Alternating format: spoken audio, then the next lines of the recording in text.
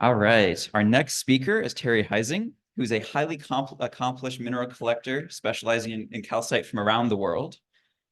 He is very involved in the mineral community. He is the adjunct curator of mineralogy at the Cincinnati Museum Center. He's a consulting editor for Rocks and Minerals, been doing these for several decades, among many other services to the mineralogical community. And in 2015, he had a mineral named after him and his wife, Maureen, Huizingite AL, I believe. And today, Terry is going to tell us about calcite twinning inclusions and just generally peculiar calcites. Please join me in welcoming Terry.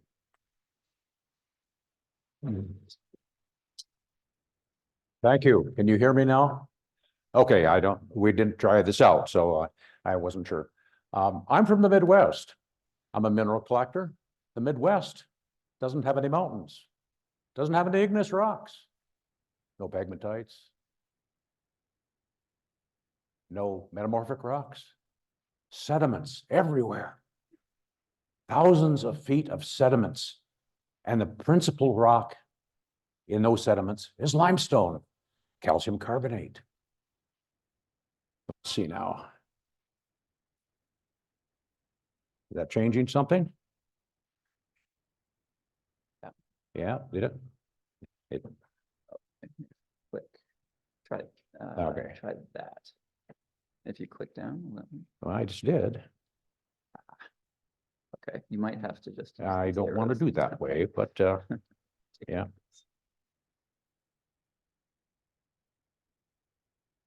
Okay.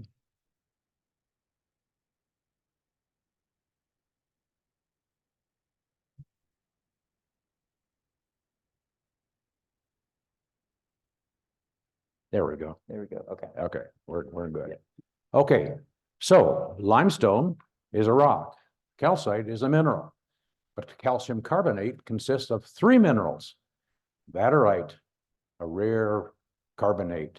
They're three polymorphs, I should say. And basically, vaterite is a rare polymorph. It really isn't much of a collector specimen, so forget about it. Okay, that's it. Take care of that. Aragonite, well, that's a very good collector specimen. You can see some of the specimens that some twins on the, let me guess, that's the left. Yeah, that's right. And Flosferi on the right. Very worthy of collecting, but it's not today's subject. So move on to calcite. It's the most abundant polymorph of calcium carbonate, and it's colorful, not black and white, Carl. And so it's colorful. It's commonly occurs with the other minerals, and those are all positive things to make it worth collecting. Oh, but it's soft. It cleaves readily. Difficult to control. Not tough and hard like quartz, but nevertheless, it's a very fine mineral to collect. And I have focused on that in my collecting because, well, there's a lot of limestone and therefore a lot of places where calcite occurs in the Midwest. Here, for example, you can't get much more common than these two minerals together: dolomite and calcite, both from the dolostone, which is another common rock in the Midwest, and limestone for the calcite. However, going elsewhere in the world, you can see different pyrrhotite with calcite, or you can see things like stibiconite with calcite. All these are very uncommon, but you can make a fine collection of minerals that are associated with calcite if you should choose. Quite often, you can get amethyst out of Brazil and other places. And this one was called the Flame to help sell it to me. Well, you know, dealers have to make money too. But significantly enough, calcite has clarity. This specimen looks like it might be out of focus, but it's not. What you're looking at is the back of that crystal coming forward, and the double refraction of calcite is blurring the image. Wow. This is what happens when you get a really fine, colorless specimen of calcite. Now, that shows up pretty large on the screen, but you know what? That's a large faceted stone. Do you know what size a professional baseball is? 73 millimeters. What's the size of that rascal? 73 millimeters. That's a big rock. Oh, sorry, that's the vernacular for minerals and collectors. But calcite is colorful, and that's one of the reasons why we really, really like calcite. Calcite gets its color in several ways. First of all, there are a lot of varieties where other metals replace the calcium partially in the structure. And when they do that, they often impart color to the specimen. For example, in this particular case, this specimen is colored by manganese, and this is probably the most common replacement in calcite. So you have a lot of calcite with manganese. You can easily recognize it because almost all those specimens fluoresce brightly. Not all of them, however, are pink, but those who have a sufficient quantity of manganese can be pink, and it's a very, very attractive and desirable specimen to have. Another example of manganese-included calcite, this from China on a plate of fluorite crystals. And here from Delnogorsk, more manganese calcite. Calcium is also replaced by iron. It's not a fairly, getting a specimen of ferrous calcite is not too common, but here associated with galena from Delnogorsk is a very, very nice specimen. But most highly sought after of the colored varieties would be cobaltian calcite. And it occurs in very vivid red colors, red-orange colors. Here from China is one that is associated with aragonite. It's a stalactite of calcite, and it comes from a locality that for many years I was unaware of, but only recently in the recent issue of Lapis magazine, a German publication, and in German, it was a collecting buddy of mine, Bert Ottens, revealed that these crystals came from the mine that you see here. And I was really delighted to find that out, because for all this time, all I knew about it was a Yunnan province. When I went to Morocco several years ago, I was able to acquire a very nice specimen of cobaltian calcite. It's quite large and very, very attractive. Now, I'm only showing a few examples of each of these varieties because we've got a lot of ground to cover. Calcite also is colored by selladinite.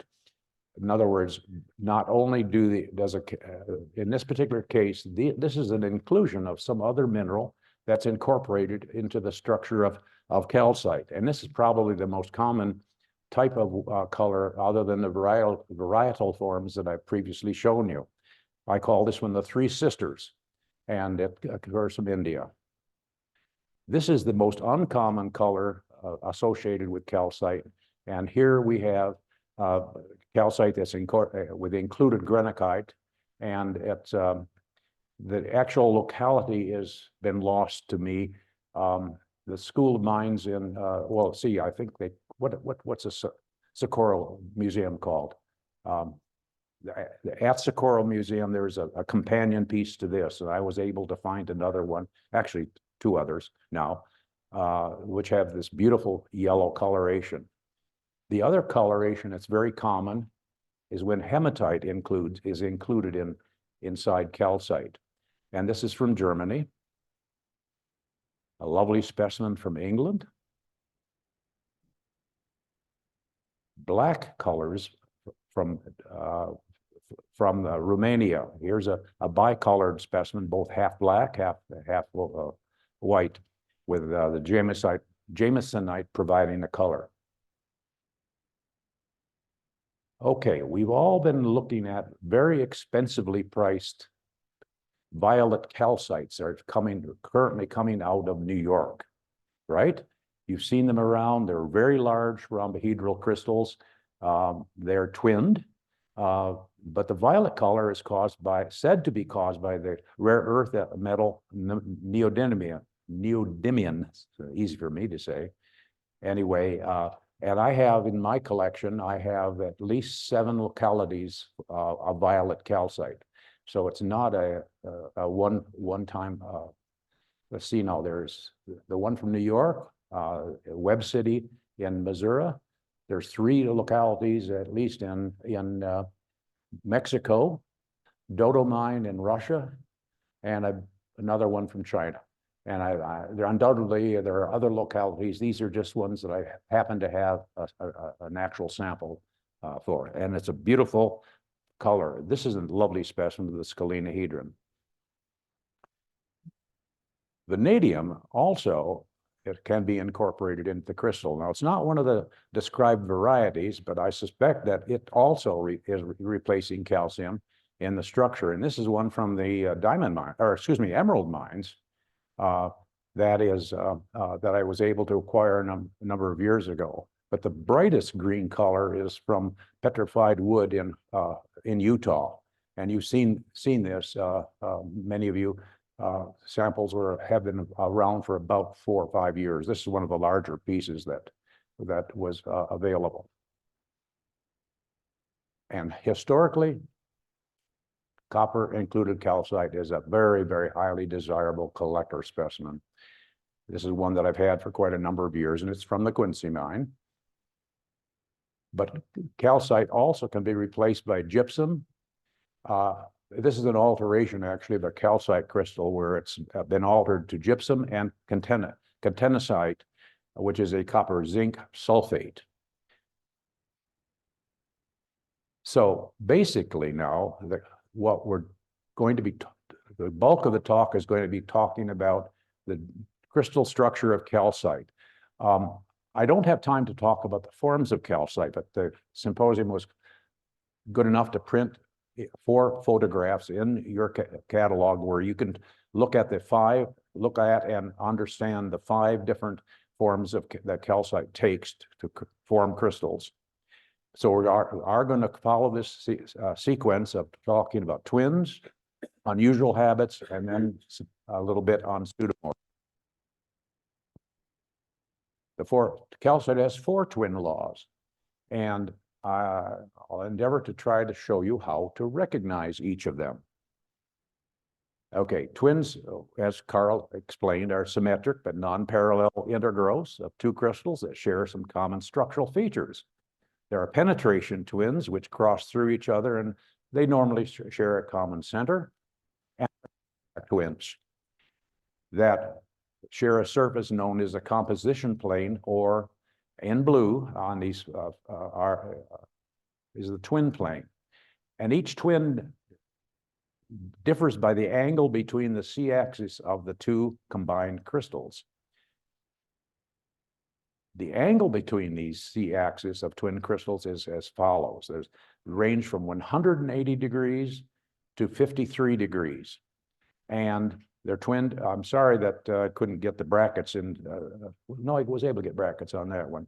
Anyway, the occurrence is the 180 degree twin is by far the most common form for type of twin that you could have. It's abundant. The 127 degree twin is common. The 90 degree twin is considered to be quite, even though the places that produce it have generated a lot of specimens. England, for example, is one of the localities for that twin law, and even today there's still lots of those twins that are in the marketplace. And an uncommon one is 53 degrees. Let's go through and take a look at some specimens that exhibit these particular habits. Twinning parallel to the pinacoid is very common. Now, what we have here is the C-axis is horizontal. You see the red line in the diagram. What you don't see very well, perpendicular to that in the center of the crystal, is the twin plane. And so one element of that twin is joined at the base to the other, at the basal pinacoid. And commonly those twins have a V entry at the surface, or at the join of the two crystals. And that's the most common twin law for calcite. You would recognize it here. You see the reentry angle from the Lacroix quarry in Arkansas.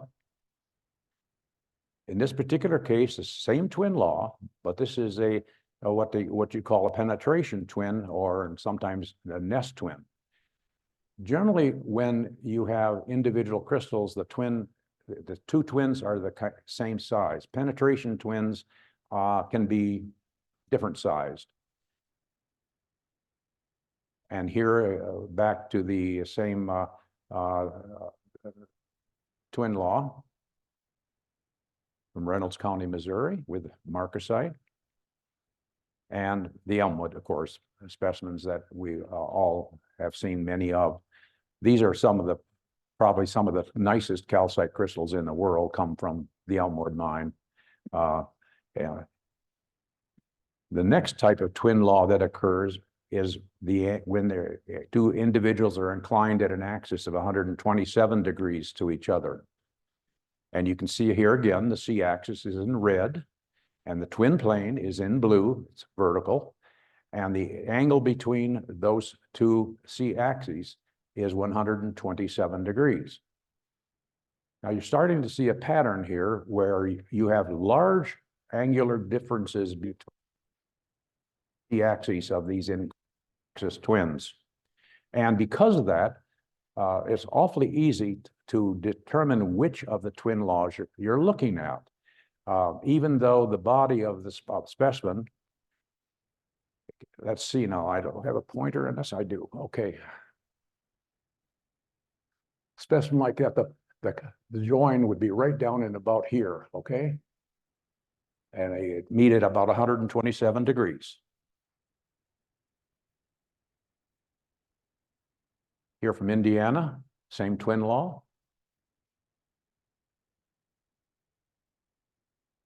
And from Mexico, lovely clear specimen with the same twin law. The third twin law is the one I described as being very rare. And the C-axes of these twins cross at an angle of about almost exactly 90 degrees. In the body of the crystal, where the crystals are, they're usually fairly deep into the specimen. The other thing you have to be aware of is that the growth on these specimens tends to be faster where in the notch, so they quite commonly fill in. For example, this space in here typically will fill in faster than the growth on the other faces. And so they will cause, let's see, the next slide will show that right here.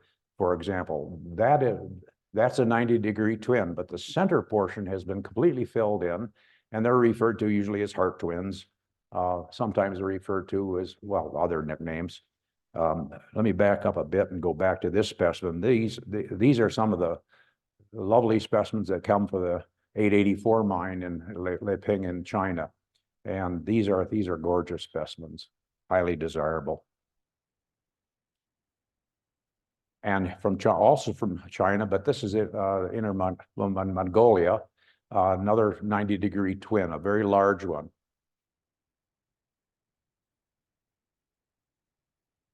Let's see, we did that, okay. And I'm going the wrong way.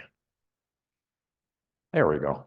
And the fourth twin law is parallel to the face of a steep rhombohedron. And this is uncommon, but it is often described as a fishtail or sometimes even a bishop's hat twin. And the angle between these twin laws, given in red again, is the C-axes are defined in red, and the twin plane is vertical, as the others have been as well. And we're going to see a few of these examples. This is a lovely one from Norway that I picked up when I was over there. Here's one from Utah. China produces amazing quantity of calcites. Here, overcoated with pyrite, epitactic to the crystals. You can see this twin law, and these are, like I said, 53 degrees.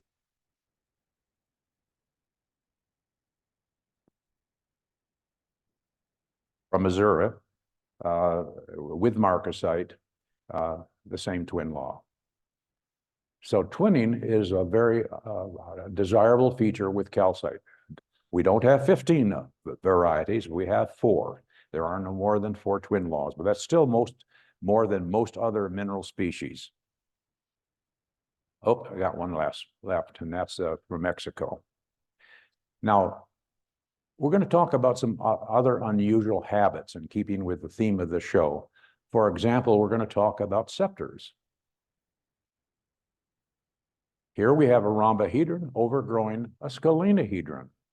This is from the original lead zinc mines that were mined up in lower Wisconsin.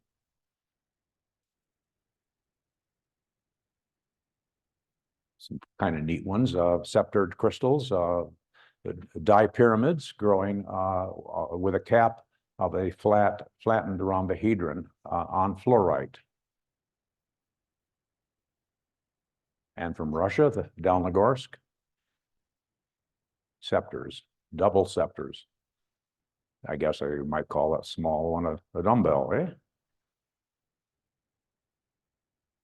Also familiar to most of us, our calcite incorporates sand. Now, volumetrically speaking, this calcite crystal is about 85% quartz. But the habit, the shape is that of a calcite crystal. It's easily determined because all you have to do is take a specimen, weigh it, put it in acid, because calcite dissolves strongly and readily in acids, and then weigh the dried precipitate. So this is where the percentages come from.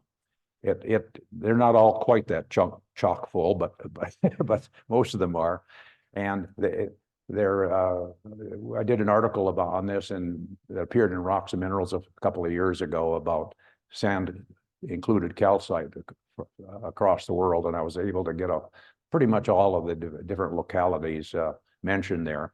Of course, the one that we almost all recognize is the one from Fontainebleau in France. But there's another France locality that produces sand included crystals as well. And it's from a place called Cabaret, which is in the Lot department. I saw a photograph of it online, but it was too small, too low a resolution to include a picture. But it was in the woods, just a depression where sand had been deposited in a karst sinkhole. And in that environment, these crystals grew fairly rapidly, I would think, from geologically speaking. So that's another unusual form of that calcite can take, or I should say habit. In this particular case, we have botryoidal calcite. No, these aren't stalactites. These are actually botryoidal calcites that form inside of concretions. I think these are Montana. Yes, that's where these occur. And so this is not a stalactite. This is actual botryoidal forms. From the Southwest Mine in Bisbee, Arizona, you see 2 species. You see aragonite, sharp, pointy crystals, and the botryoidal calcite on the matrix.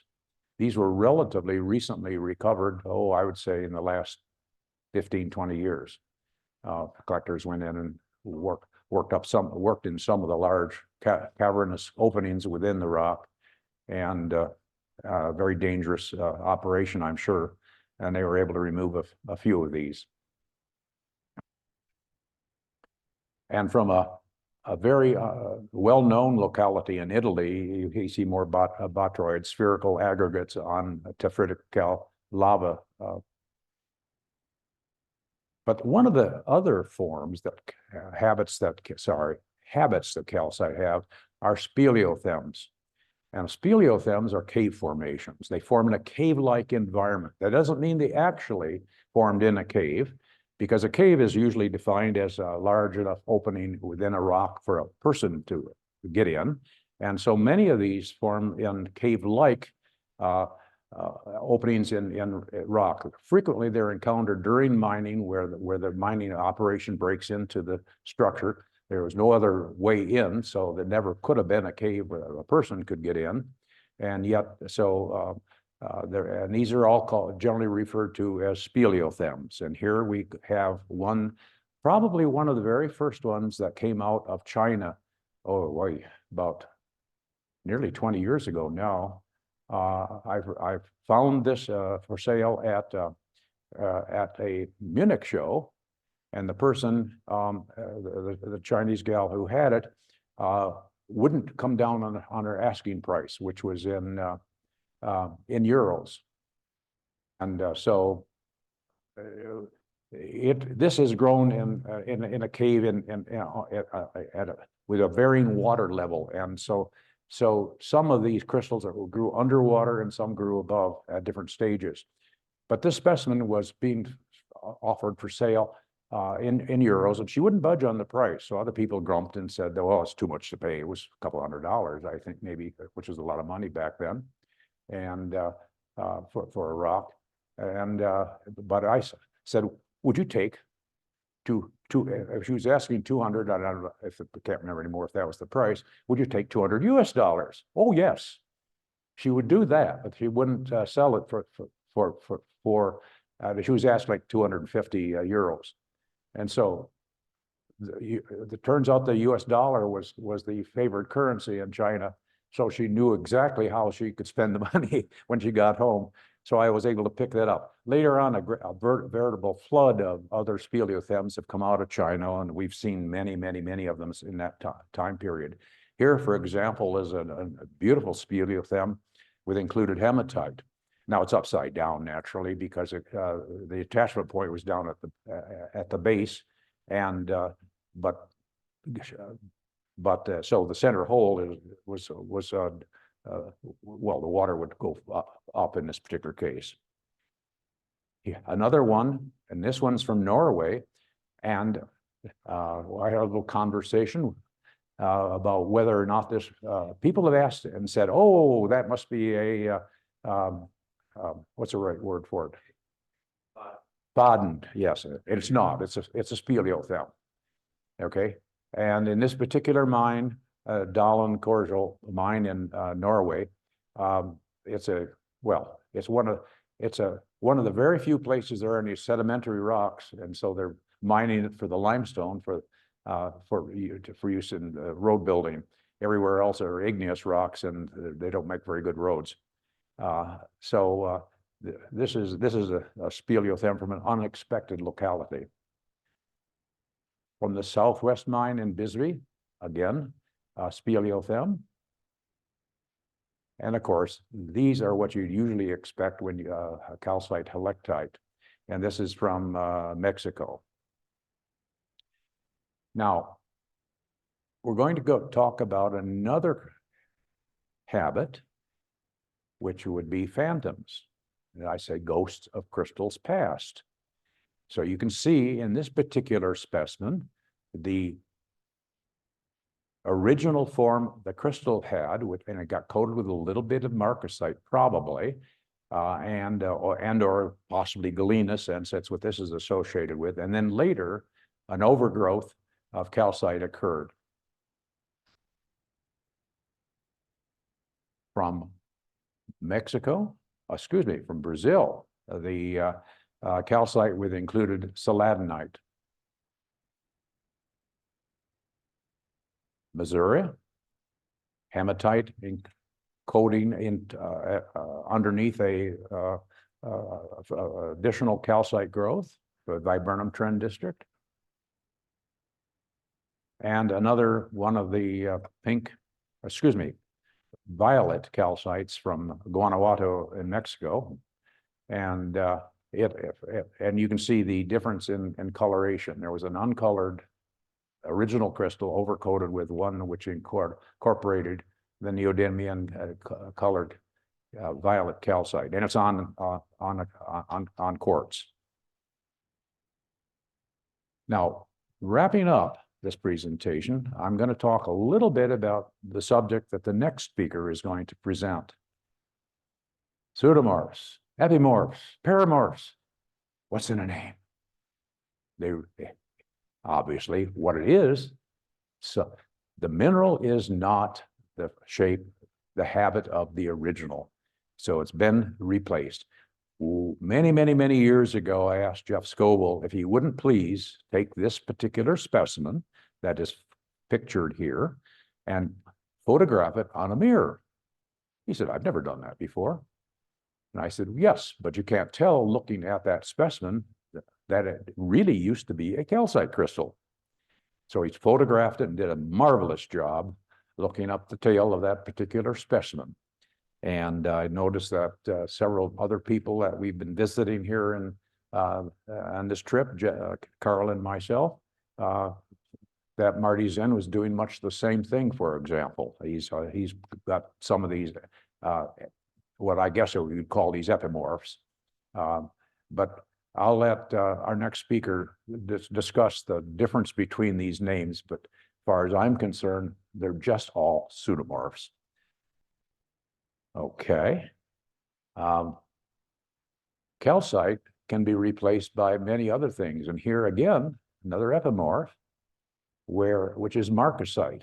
Well, this came out of the Rensselaer Quarry in Indiana. And that quarry was known for marcasite, pyrite, which turned out to be mostly marcasite. And as long as I hope to outlive this particular specimen, because all my other specimens and anybody else's died of pyrite disease. And when you live in the Midwest and it's a humid environment, so iron sulfides just don't last very long. This is one, again, a hollow crystal. I like it because if you look at one of the faces, what do you see? You see a hole. And that's the only evidence that you've got without turning this and even turning this rascal over, you can't tell that it's completely hollow. And interestingly enough, when I acquired this particular piece, I was again at a Munich show, and my wife said, have you been to this particular dealer showing these wonderful crystals? I've been up and down every aisle. No, thank you. Day after day, she would remind me, have you seen them? Yes, I've been everywhere.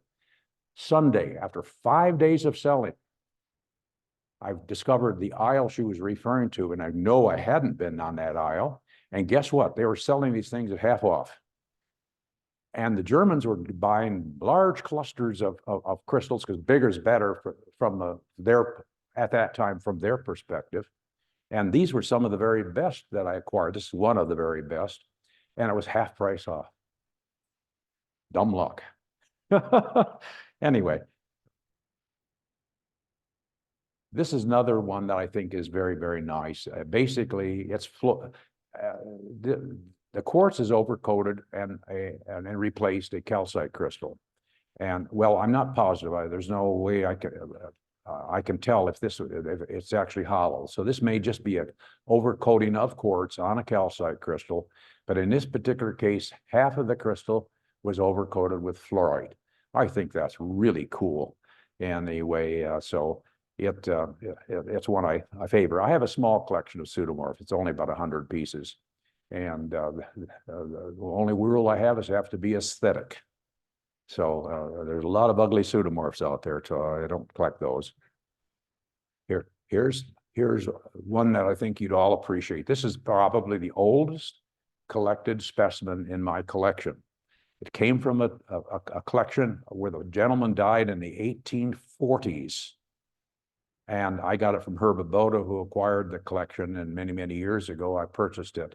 And it's a goethite after calcite specimen. And it's absolutely stunning. I really, really like it. And that's the end.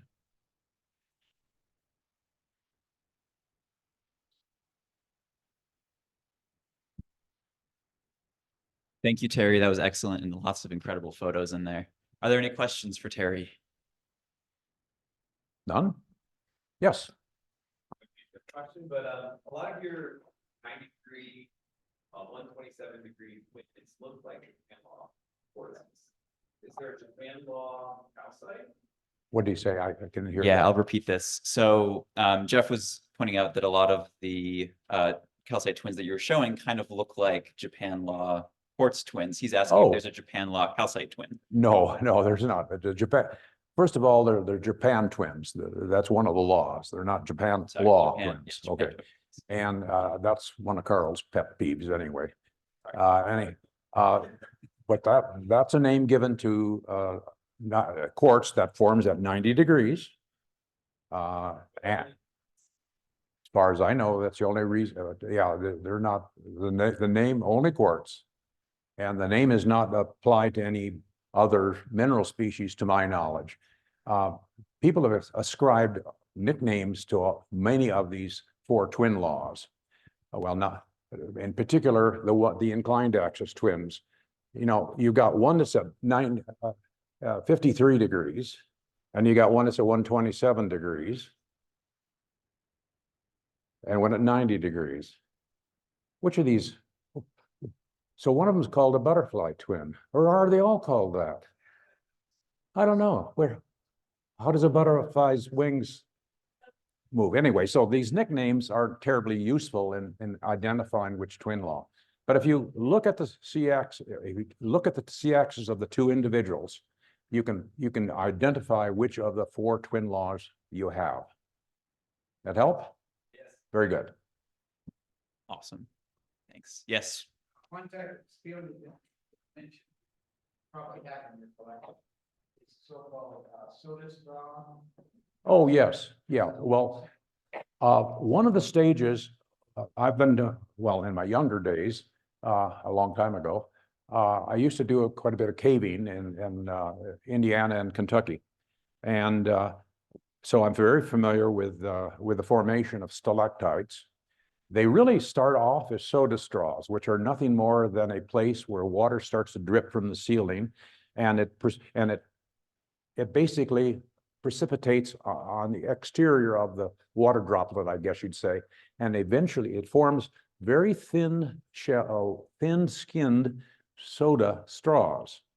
They can reach lengths of maybe even this long, but at some point, if the water starts to if that hole that the water is going through and precipitating calcium carbonate on the surface as it advances, if that hole becomes plugged for any particular reason, the water still is going to come out.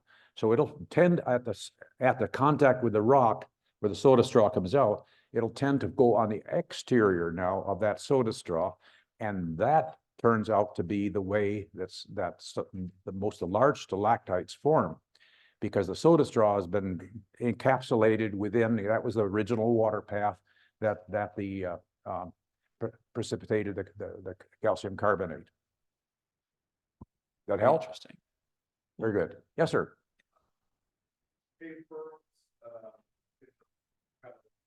Would you consider those? Speleothem? Well, yes, basically the term speleothem really applies to pretty much anything that comes out of a cavern. And I would say so. I was able to purchase a specimen of that type from, oh gosh, can't even remember where it was from. But anyway, one of the things that happens, of course, in cavern formations, you have all kinds of structures. You have stalactites, which are tight on the ceiling, and when the water drops off of that and on the floor, it builds up stalagmites. And then you have rimstone pools of water in caves that form rimstone lining around. Do you remember the yellow calcite that I showed you that was standing vertically? I'm pretty sure that was the edge of some type of a rimstone pool that occurred in a cavern. The granite precipitate was deposited in. So it's just so you have, and then if you have a little eddy in the pools where water precipitates, and forming little nodules, those are the ones that are called the bird's nest. Very interesting. Are there any other questions for Terry? Thank you. Well, I had a question actually. If I Oh, can ask a okay. question. I was really amazed when you showed that first sand calcite crystal from South Dakota. You said that it's like 70% sand or something like that. Yeah, But you can actually see calcite crystal faces on yes, there. So it's incredible to me that that even though there's so little actual calcium carbonate in there, it's still all the molecules are aligning themselves together to make that. My interpretation, they're correct. yeah, Somehow yes. it's all. Yeah, it retains the exterior form of the calcite crystal, yes, Even with all that quartz sand. even with all of it. And generally, my understanding, I have never collected at that particular locality, but if I understand from what's been written about it, is that there are different size crystals. In other words, they were forming over a relatively long period of time basically in a bed of sand. And you can have little ones and large ones. They will form in clusters, sometimes attractively, sometimes not. And so you can get them in different sizes associated with a single specimen. Very interesting. Okay. Very cool. Any other questions? If not, let's thank Terry again. Sure.